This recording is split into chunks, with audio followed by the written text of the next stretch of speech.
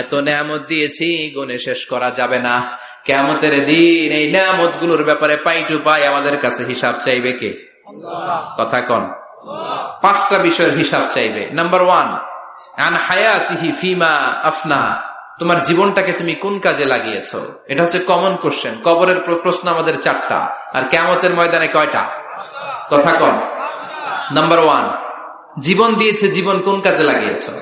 Number 2, জীবনে যে যৌবন আছে যৌবনটারে কোন কাজে লাগিয়েছো? ঠিক কিনা? যৌবনের ইবাদত আল্লাহর কাছে বড় প্রিয়। যুবক যারা নামাজ পড়ে, বুড়ো হলে নামাজ পড়তে না পারলেও আমল নামায় নামাজের সওয়াব দিবে কে?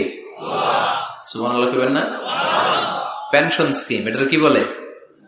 After service appreciation. 30 বছর গভর্নমেন্ট জব করার পরে বয়স হচ্ছে 60, আর করতে পারেন না, তখন একটা এক বান্ডেল টাকা আপনারে দিয়ে দিবে। Pension scheme. জাতিকে সার্ভ দিয়েছেন, এখন পারেন না, তারপরেও টাকা আছে না নাই? এটাকে বলে আফটার সার্ভিস অ্যাপ্রিসিয়েশন। এত সার্ভিস যে দিয়েছেন, অ্যাপ্রিসিয়েশন। এজন্য যুবক যারা এখন নামাজ পড়ো, ইসলামের পক্ষে থাকো, বুড়ো বয়সে কোমরে ব্যথার কারণে নামাজ পড়তে না পারলেও পেনশনের মতো আমল নামায় সওয়াব দিবে কি? আবার 7 শ্রেণীর ব্যক্তিকে কিয়ামতের ময়দানে রব্বুল আলামিন আরশের নিচে ছায়া দিবেন। ওই 7 শ্রেণীর মধ্যে যুবক শ্রেণী একটা আছে, যে যুবক তার যৌবনে আল্লাহর ইবাদত করেছে। পড়েন সুবহানাল্লাহ। যৌবনটা আল্লাহর ইবাদতে কাটিয়েছে, তার জন্য স্পেশাল আল্লাহর আরশের নিচে ছায়া আছে না? এই 7 শ্রেণীর মধ্যে 2 শ্রেণীর যুবক।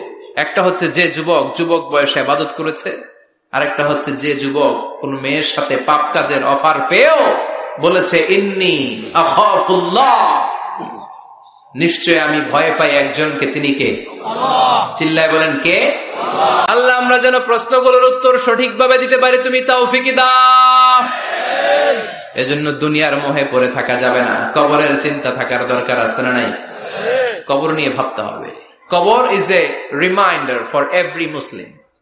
এই কবর গ্রেভিয়ার্ড, কবরস্থানগুলো আমাদের জন্য রিমাইন্ডার। প্রতিদিন অ্যানাউন্স হয় অমুক এলাকার অমুক ভাই আমাদের মধ্যে দুনিয়ায় নাই, তারপরও আমাদের টনক নড়ে না। ঠিক কিনা? এজন্য আল্লাহ বলেছেন আলহাকুমুত তাকাসুর, তোদের টনক নড়বে না হাত্তা যুরতুমুল মাকাবির, যতদিন না তোমরা কবরের ভেতরে না ঢুকবে। আমরা যেন কবরের প্রশ্নের জন্য প্রস্তুতি নিতে পারি, কবরের জন্য প্রিপেয়ার্ড থাকতে পারি। আল্লাহ তুমি তৌফিক দাও। আরো জোরে পড়েন আমিন। আখিরাতের প্রশ্নগুলো যেন আমরা সুন্দর করে উত্তর করে জান্নাতের অধিকারী হতে পারি। আল্লাহ তুমি তৌফিক দাও। আরো জোরে পড়েন আমিন। যতগুলো কথা বললাম কোরআন সুন্নাহর আলোকে বলেছি, বানিয়ে কিছু বলি নাই। তারপরেও আমার মনের অজান্তে কোনো মিস ইনফরমেশন যদি আমার মুখ ফসকে বেরিয়ে যায়, সেগুলো যেন আল্লাহ তাআলা আমাদের স্মৃতিপট থেকে মুছে দেয়। আমরা পড়ি আমিন।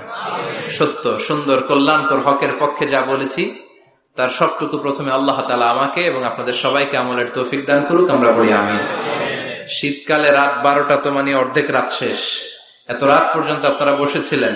আল্লাহ আজকের মাহফিলটা তুমি আমাদের নাজাতের ওসিলা বানাও। যা শুনলাম যেন আমল করতে পারি, তৌফিক দাও। সুবহানাকাল্লাহুম্মা ওয়া বিহামদিকা আশহাদু আল্লা ইলাহা ইল্লা আনতা আস্তাগফিরুকা ওয়া আতুবু ইলাইক। ইয়া রাব্বি লাকাল হামদু কামা ইয়ানবাগি লিজালালি ওয়াজহিকা ওয়া আযীমি সুলতানিকা।